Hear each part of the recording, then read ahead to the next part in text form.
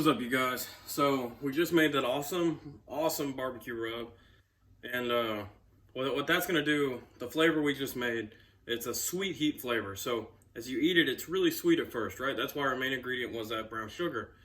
But after you eat it for a minute, and the more you eat, you get a heat that will slowly creep up on you, and it's my favorite, right? So what we made that for was this. Okay, this is a 15-pound brisket from Costco, USDA premium beef, right there. I don't know what that means anything at all, but so one thing I like to do when I'm picking out a brisket is, you see on this side there's not a lot of fat, and on this side there is a decent amount, right? You want a good even fat cap on one side of the brisket, right? The other thing is, you can see as I'm flipping this thing, it's pretty flexible, right? So you can see it flopping around. So if I can't bend this brisket in half, I don't want it. Okay. I've just found when I'm picking out ribs, when I'm picking out anything, you want to be able to bend that stuff. It's not frozen. It's fresh out the refrigerator. It's been refrigerated, I guess, I don't even know how long, for a long time. But it's very flexible. It's a good cut. It's pretty even all the way through. Some briskets you get, they're gonna be huge on one side and very thin on the other. So when you pick one out, you want one that's pretty even, decent fat going through it like this. It's got a lot of good fat. It's got a really even fat cap that doesn't look too thick. So one thing about brisket people argue is trimming the brisket. Sometimes you'll get a brisket and the layer of fat will be that thick across the whole top of it. You don't need all that, right? All you need is just a small, thin little layer of fat. And so we're gonna cut into this. Check it out. I'm gonna show you my tips I do, my tricks, and I'll show you how we're gonna get that rub on here and let this sit for about 24 hours before we go throw it on the smoker. Okay. So what I've done right now, set this to the side. What I've done right now is I've taken 2 pieces of foil on my biggest cookie sheet. It's gonna leak, right? It's gonna make juices and stuff. So what I've done is I've pinched the foil over both sheets like this. Let me move you so you can see a little bit better. There we go. Okay. So what I've done, oh, you can see everything. That's nice, right? So I've taken the foil, I've folded both ends up and pinched it together and then pushed it down. We're trying to prevent as much leakage as possible. So let me get that brisket opened up. Let me see. Old trusty dusty right here.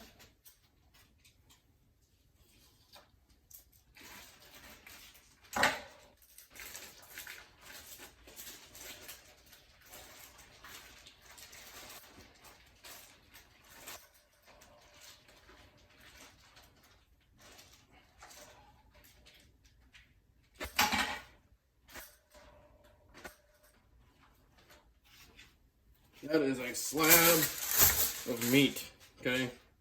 So what we're gonna do is I'm gonna grab my fillet knife real quick, and I'm gonna cut into that fat cap. Now, the reason I'm gonna cut into that fat cap is I only want about this much across the whole top. Now, it doesn't look bad. I can tell you from looking all around it. And let me flip this up right here. Let me see. You can see that's pretty thin fat cap, right? But I'm gonna check it right here where it's thick. I can feel it's hard right here. So I'm gonna check it. But it doesn't feel like there's a lot of fat on this brisket. So I might be lucky and not have to do anything with it. Let's see here. Oh, trusty, beautiful Damascus. Give this a quick rinse and scrub. I gotta give a big shout out to my main man Jake for hooking me up with this. I believe it was a Christmas gift last year. I have stained it, unfortunately. I didn't keep it oiled well. So it's a little stained. But anyways, so I'm a nice cut straight down. Okay. Now look, that's solid fat.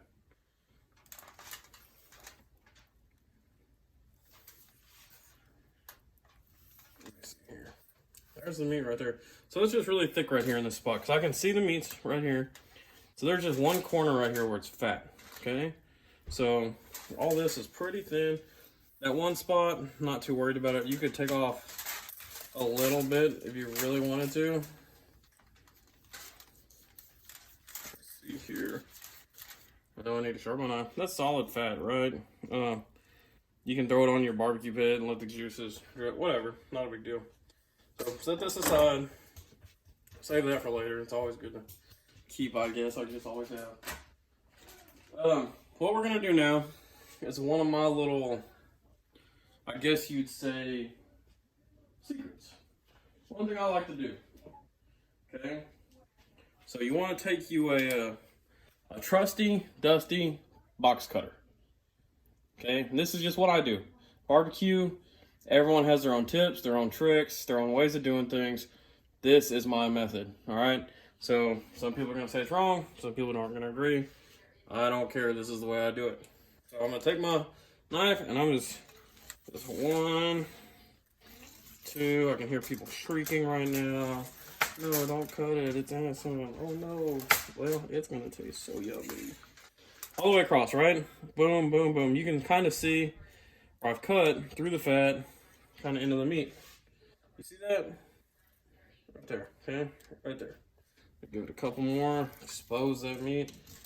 Dig that razor blade down in there. Look at that, breaking it open. Now let's go this way. Boom. Sure hope I don't have to add my own blood to this. That would be yucky. No, I'm not going deep. Look up, I mean, it's not a big razor blade. Okay. It looks like I need a new razor blade. I'm just basically scoring the meat, but I am going all the way through the fat. Okay. So now I've got a nice little, you see as I run my fingers through there, little checkers, right? Look at that. Little checkers everywhere. Okay, kind of broken it open. You can see right there, look, that's not a lot of fat. This is great, in my opinion. This is awesome. This is exactly what we want. The reason is because a lot of people, when they put a rub on there, they're not really, like, it's coating the whole thing really well. And I feel like this way, you're giving that rub a chance to sink down into the meat while it marinates. So, here we go. Good stuff right here. I wish you could smell my kitchen right now. It is awesome. I'm gonna just get my hands in there and just dump it, right? Do not be scared. Put that stuff on thick. Most of it's gonna fall off anyway, so you're gonna waste some. Look at them, making a mess already. So, what you're gonna do, get that on there nice and thick, and you're gonna rub it in. That's why it's called rub. I like to press it in there, use 2 hands, and just cover this whole thing. Any nooks and crannies, stuff like this, just coat it. Let me turn this up so I don't make too much of a mess. Just press that rub up in there, okay? You can hear in the background my 3-year-old's playing with the Great Dane. Just rub it in there. See the meat start to suck in that color, start absorbing all those flavors. It just makes it look so much more yummy. And the other awesome thing is, every other time I've made this, I just use regular brown sugar, right? That is not keto friendly. So this is keto friendly, and that makes me pretty happy. Let's see. Do all this in here. This is gonna take a minute, right? 15-pound brisket. Didn't really have to do any trimming to it. It's gonna take a minute. But you want to get everything. So like a lot of people, that's done. That is not done. Okay? That's not done. All this needs to get hit. All this in here. All this in here. Every square inch of this thing needs to be covered in your rub. And you cannot forget the underbelly. The belly of the beast. Okay? This is the fun part. Let's play. I'm not making a mess in the kitchen. Feel that stuff falling off? That's okay, I don't care. Look at that. Okay, same thing here. Except we're not gonna cut the bottom. Don't need to cut the bottom. Okay. Get this on here. Look at that. It's so yummy. I'm so excited. The reason we're doing a brisket is that tomorrow is July 10th. For our birthday.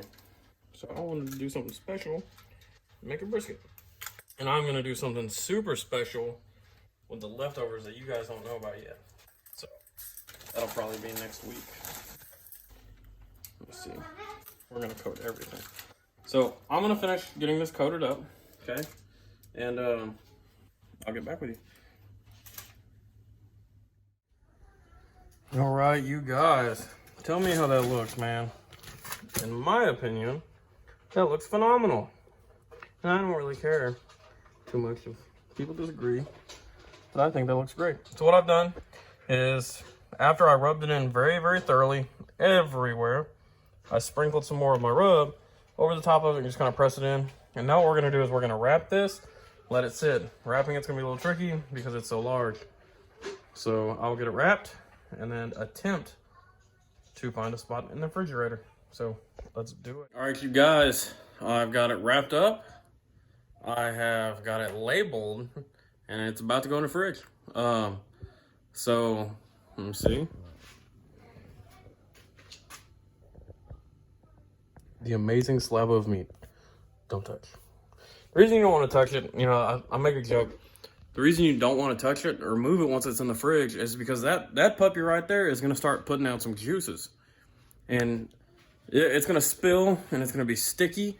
It's going to be a mess. My wife is going to be mad and I don't want to deal with it.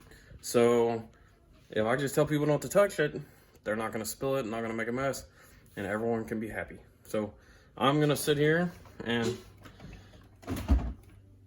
try to find some room, and I'll get back with you when it's time to throw that bad boy on there. So I'll see y'all later. Okay, it's been sitting on the counter since 2 o'clock, so it's been sitting out for about 4 hours. Let it warm up nice and slow. I already took a sneak peek. Looks good. I wish y'all could smell it. I'm gonna go fire up the barbecue and I'll get it put on there. All right, getting my pit started. I've got my setting on P4. So right now that's the actual temperature and it's gonna start coming up. I wanna keep it around 180, okay? So I'm gonna close this, let it warm up.